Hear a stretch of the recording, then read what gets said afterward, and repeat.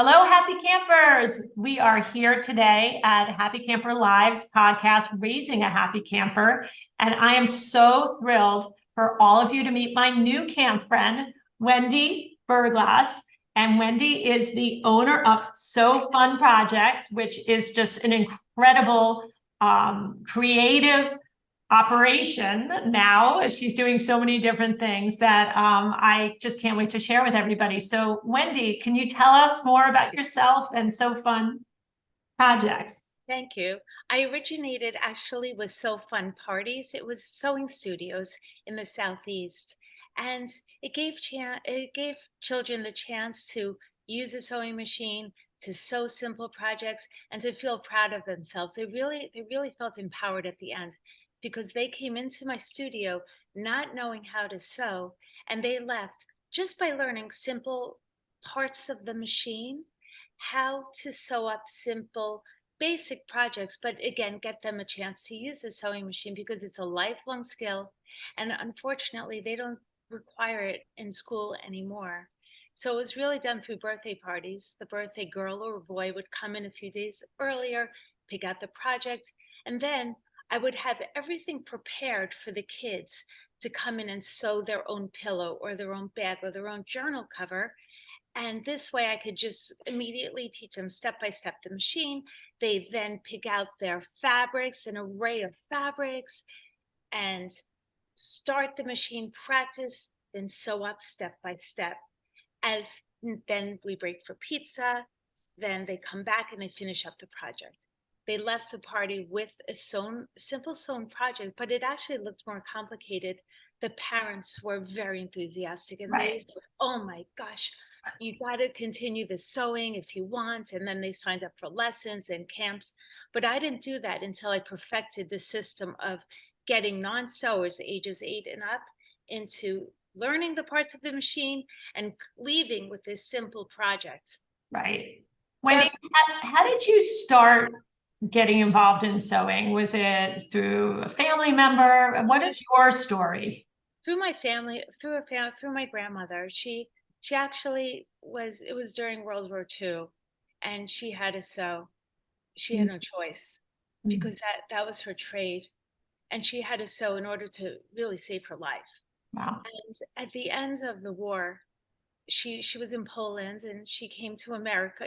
Long story short, she came to America, and she always said to me, "If you when you find your skill," she said,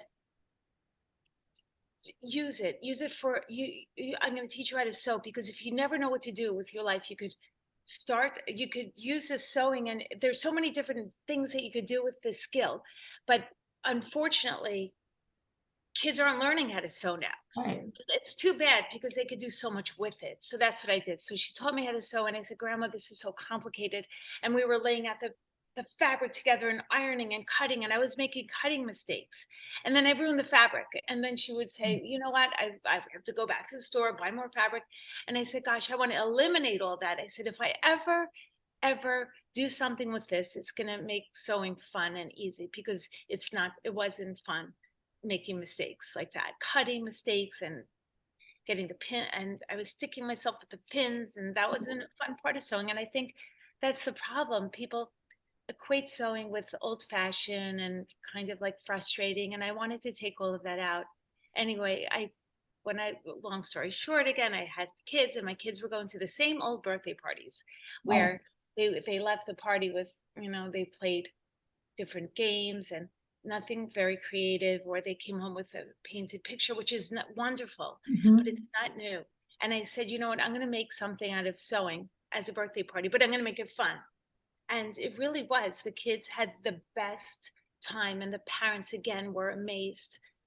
So I had the stores for a long time, and then another company came along and bought the locations. Mm-hmm. And I said, okay, you know, it's, that's great. Like Creative Learning Corporation, they bought it. I Cool. said, but now what I want to do, and what many clients have told me before, gosh, my kids go to this camp and that camp and Camp Starlight and camp, um, all these different camps, and they spend all this money going to camp, and why aren't they doing something like this? This is fun. So I said, okay, I'm going to send this program of mine. I'm going to package up my store with the machines. I send machines and all of the materials cut and ironed to the specifications of the project to eliminate frustrations. The kids don't have to lay out fabric and cut, and you don't have time. The art director in camp doesn't have time to run. Right. For sure. That's all of the notion meaning the thread and the scissors and the seam rippers, and they start out with the sewing games, and they run my program. They run So Fun instead of So Fun Parties. Right. So Fun projects, because then I send these simple level 1 projects, level 2 projects to camps with directions, and I also train. I train like we're doing now on Zoom, and I show the art staff how to run the machine, how to work the machine, how to turn on the machine, Right.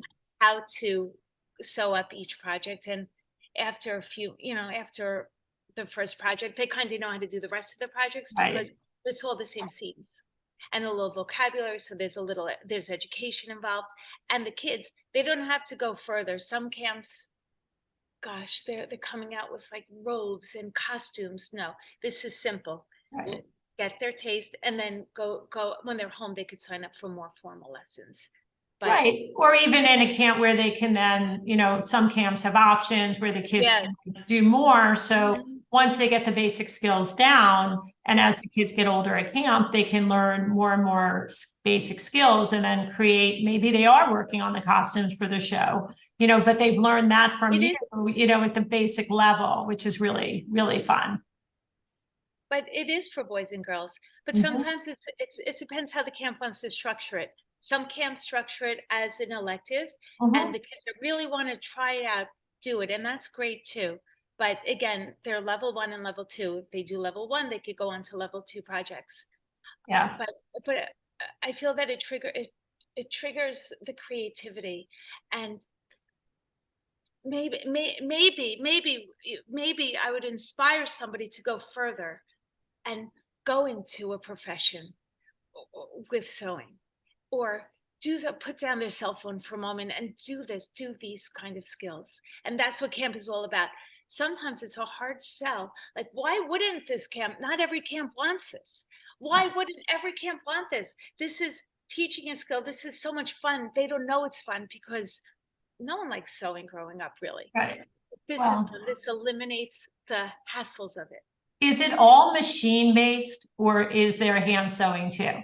It's all machine based, because Mhm. again, the machines, the projects could get done in, in a few sessions, in Right. 2 sessions, 3 sessions, and it's like it's like a computer. And kids, my cell phone is harder to work than my sewing machine. And let the kids at home, they have a needle and thread, I'm sure, and they could hand sew at home. Not every home has a machine. Let Right. them have the machine at camp. Let them try it out at camp. Why wouldn't every camp, I don't understand, want So Fun projects? I'm so passionate about this because it gave me a focus. And I'm sure there's so many kids out there that don't have a focus. Not everybody's also meant for college. They could take the skill and make their own business Right. and do it and feel good about themselves and be creative. That's what it's all about.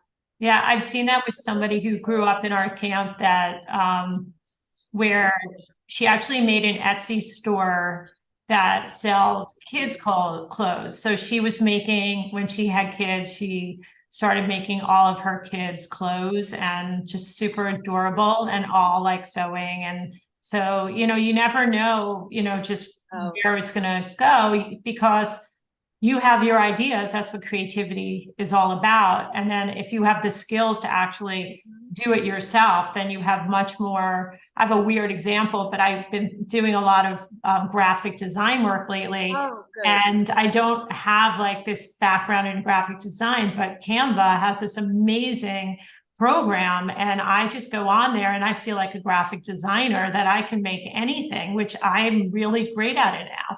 So I think sewing, it's like just a good analogy. Like you can really, then go into a business. It could be, even for pet toys or I know. other things. Like who knows, whatever you, Wherever it takes you. Right? yeah, An embroidery machine. So sew something and then embroider the name, or Oh, Funny you said that, but she started that- embroidering after that. And she that's is what one you of the do. top Etsy sellers of embroidery It's so patterns. smart. Yeah, That's what you do, and that's wonderful. I love that. yeah. There are other things like charitable things you could do with sewing, because Mm, once you sew, you could. I touched upon this once before. It's and I did this in my stores. It was, and I actually teams up with a church in with Billy Graham mm. in North Carolina, and he would send, it was Christmas boxes, and he used to roll up pillowcase dresses, and he would send them to Africa because it doesn't. The kids would take the dresses out, and they would put on out of a pillowcase dresses. Wow, The kids would sew simple dresses, simple seamed dresses out of a pillowcase, because the bottom of the pillowcase is seamed anyway. It's the insert. So right. that's the bottom seam. And then you just do the top. You just sew the top. I say like it's easy, but it's not that easy, but it's a lot of fun. And the Wow. kids did it in churches. I used to bring the machine over to churches, or the churches would come to my places and they would do it. They would bring an old pillowcase and we would refurbish it into a dress and roll it up and put it in the box and send it to third world countries. It doesn't have to be Africa, but a third world country. Wow. And such an amazing charity. It was dresses around the world, but it doesn't have to be for that charity. It could be any church could do it, and they all do it during. A lot of churches do it during Christmas, but they don't have sewing machines. That's where we come in, and that's where the kids come in, and we get volunteers, kids, and they do it, and they feel so good about themselves. They don't want to give the dress away because they made it, but Well, that's part of it is yeah, to they love don't. and put all of that, Yeah, your heart into go something hard and into then it. give that Yeah, as a gift, and you're kids learning that lesson to be able to, to be generous with uh, what you have and what you've created. That's what really amazing, actually. I'm picturing the whole, amazing. It's what a amazing. clever idea to take a pillowcase and Okay, to yep. do that. That's really I could great. send you one. I could show you one because I meant to do that. Yeah, well, we would love to. We'll include something in a blog so that we can have a picture so everybody can see. But that's really, really wonderful. It's so interesting to have this experience, with your grandmother and have that, I guess. What was that moment, that aha moment for you when you were like, oh, birthday party, like here's something from grandma, like where was the reach for you with that, Uh, my grandmother, though, again, in order to survive, she Right. had it so for the German army, Mm, and she said sewing saved her life, and it did. She right. said so after she taught, that always stuck in my head because it was so powerful to me. And she said it to all of her grandkids, but somehow it stuck Yep. with me. And and I said, yes, I promise you, I'll do something with it. I said, I'll do something with it if I have to. And Right. that's when my kids started to go to these birthday parties, and they were all the same parties. And they came home with a loot bag of candy. Right. Right. And I said, gosh, it started to click. I said, what about sewing? But I kept saying, what about? Oh, they went to a painting party, and canvases were set up 10 in a Right. row. I said I could do this with sewing machines, but I got to find the right machine that isn't too complicated, that I could teach fast. So Right. it took me a while to develop that, and and I used to bring. My grandmother used to help me run the parties sometimes, Oh, and really? yeah, because she You was know, she liked that. It gave her a nice yeah. purpose as well. My grandmother said the same thing to me. She said, you always need something to fall back on. Yes. And so she also worked, and she was a secretary, and, through, raising my mom. And I ended up going to become a lawyer, going on to become a lawyer from things that I had done. I was a theater major and being very creative and loving acting. And she was kind of like, I'm not sure you're going to make a career at it. So, She said, have something to fall back on. And so I studied law. Now, I'm all about summer camp. So that's just what it is for me. But grandmas are super wise, and, they definitely, have those golden nuggets, and the fact that you can take something and bring it into other generations, not just yours. And these are skills that will be lost, if we don't continue to, educate people about them. And that's what's so great about summer camp, because camp is timeless, and we can take activities that, from years ago, hundreds of years ago, and keep them alive. And, archery is another good example. I always think about that. And my grandmother had set up archery in her basement. And my mother and my uncle used to shoot in the basement into these archery targets. I was like, that's an odd thing to have in your house, but it was all inspired from summer camp. So bringing, these ideas into a camp environment, keeping them alive, helping kids continue to find creative outlets, these are all benefits from what you're doing. So I just want to thank you for, keeping that spirit alive. And I know that what you're doing with your camp programs is fun and, just incredible. I know, Wendy, you have other outlets too, not just camp. So I just want everybody to know where to find you. Okay. So do you want to just call that out and tell the world, what it is, all these great things?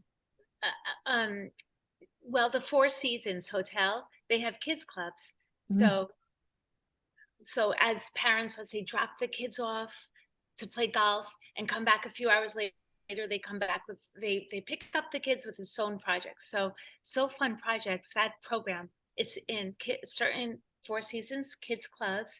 And it's also, believe it or not, in assisted living homes in Brookdale, in Harbor Chase assisted living, because it gives the activity director another kind of program, what to do with the elderly. And